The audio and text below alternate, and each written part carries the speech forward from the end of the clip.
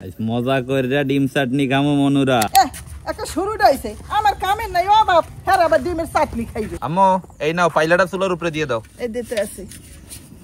পানি গরম হয়ে গেছে, আম্মু এখন ডিম দিয়ে দাও।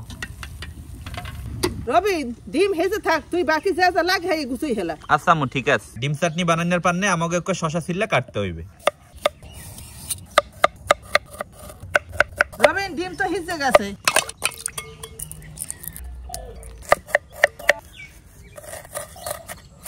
সবার শেষে এখন ধনিয়া পাতা কুচাইতে হইবে। সবকিছু গুছগাছ করা হয়ে গেছে, এখন আমরা মাহামাহি শুরু করবো। প্রথমে দিতে আসি কুচাইনা শসা, কুচাইনা পেঁয়াজ, কুচাইনা ধনিয়া পাতা, চিলি ফ্লেক্স, পরিমাণ মতো বিট লবণ। এখন সবকিছু একলগে ভালো মতো মাখতে হইবে। মোটামুটি সবকিছু মাখিয়ে নিছি, এখন তোমার টমেটো সস, কাসুন্দি। এখন আবার সবকিছু মাখতে হইবে।